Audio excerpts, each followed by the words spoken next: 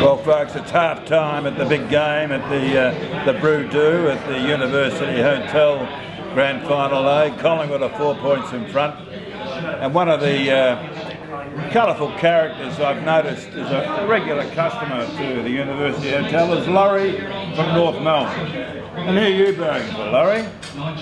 Well, I hope Geelong win today. Yeah, well, I think a lot of people do that. Eh? I mean, there's a few people over here from Geelong. But what's your background? I mean, you look a bit distinguished. You're not a Melbourne University academic, eh? No, I never went to university, but I got a tertiary qualification as a CPA. CPA? Yeah. You're not a bloody accountant, are you? Bean counter? Yes, a bean counter. And a financial planner, etc., etc. Yeah, you got good personal liability insurance? Not these days. No, that's all right. So tell me a bit about your background. You're from North Melbourne. Do you still follow the Shinboners there? Well, I've followed the Shinboners since 1936. 36? And that was when I was 6 years of age. Yeah. And I'd seen them through lean times and good times. Well, Alan Ayler and Lloyd Hollyoake be proud of their premierships, wouldn't they? I knew Alan Ayler very well, Hollyoake and all those. Yeah. Jocker, Spencer, all these names knew them all. Did you play football? Yeah, I played football for North Melbourne, under 19s. Under 19s, and in 1949. Right. Can I ask what position? Because you're not really high enough for a ruckman, eh? No, actually I played as a rover, but I'll tell you about my ruckman, if I may. Yes. His name was Brian Skinny Martin. Is that right? The father of? The father of Mick Martin. Well, there you go. We were lifelong friends. Terrific. Kensington boys. Kensington boys. And Kensington gave a lot of good footballers to North Melbourne. Who else can you recall? Jocker Spencer, Kevin Diamond, just to mention two. Like a lot of people these days wouldn't recall who the Shinboners were, would they? I mean, well, that's, you know, why did they get that name? Well, it's a historical argument. Some say because of the local meatworks, but that is incorrect, because the only local meatworks are the Flemington abattoirs. We believe that it was because on that older area, before it became the Arden Street Oval, it was a rough paddock, and the Wild Irish used to play a rough game there called shinty. Is that right? And consequently, those playing football on that oval were known as the Shinboners. Gerard Dowling, Father Gerard Dowling, the official historian of North Melbourne, that is his view. And that's the view I take. Now, that was the year when people like Laurie, old tough Laurie, was playing. And his son also played. Stephen X? Steve, yes. I knew Laurie very well. In fact, at age 16 he was rubbed out for life for thumping an umpire. When he was what are you talking a bit wild? His Irish background, was he? Well, Icky, I think, is a German name, but we won't talk about the war, will we? We won't talk about the war. But there was an amnesty thing, just as well. And he was forgiven, and he came back and he became a great well, I remember he was captain coach at Finley in the 1960s, Laurie Ick. And he had it was good to see his son get along.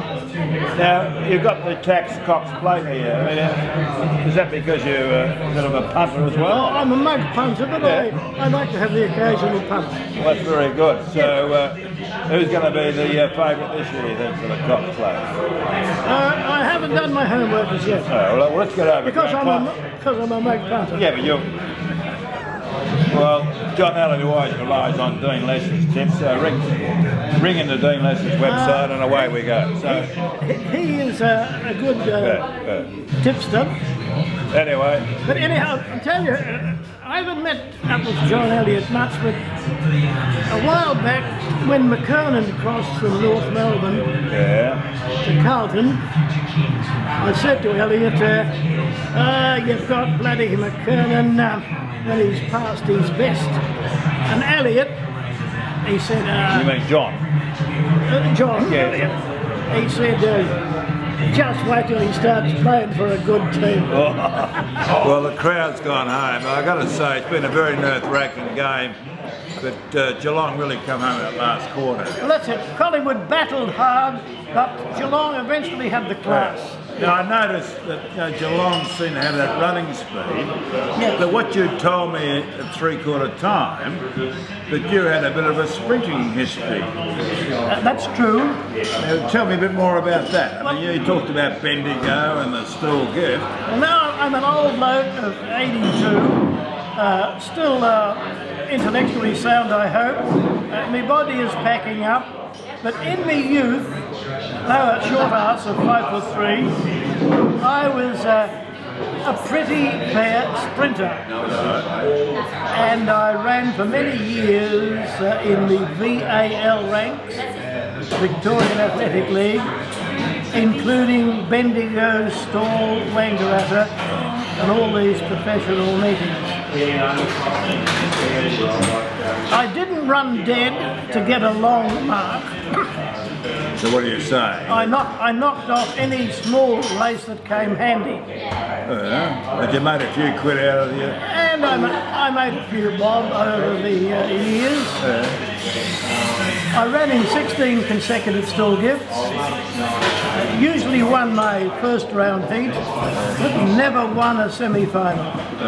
But what was the highlight of your sprinting career? If you had to look back those 50-odd years. Probably the best event I won was the 75 at Bendigo in 1956. Well, there you go.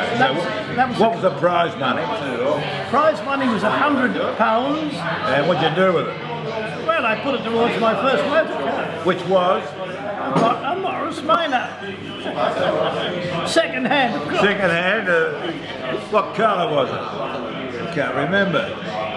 Well, it took me all around Victoria. Fantastic. And then I eventually traded it in on a VW. Well, that's another question. Oh, you went for a German technology. Yep. Well, anyway, now, you have some connection with Woofer Davis in your sprinting days? Oh, well, in my sprinting days, which encompassed the late 40s and all of the 50s, I knew Bob Davis through professional running. He took up running. In fact, the head trainer at Geelong was a bloke called Arthur Edgerton. And in the off-season, he took a group of Geelong footballers in hand and trained them for pro running to keep them fit and out of mischief during the off-season, including blokes like Woofer Davis, Peter Polinelli. Yeah, he was a good runner. I think Polinelli won the Bendigo £1,000 first prize. And what would you think Wolf will be thinking now that Geelong have come home, won by about 6 goals in the grand final? Because the poor bugger was, he died this year and had a good send-off. Yeah, well, don't know what happens to us when we die. I hope we have some kind of an existence after death, but well, we'll have to wait and see. Yeah, well, let's hope next year you're still here, Laurie.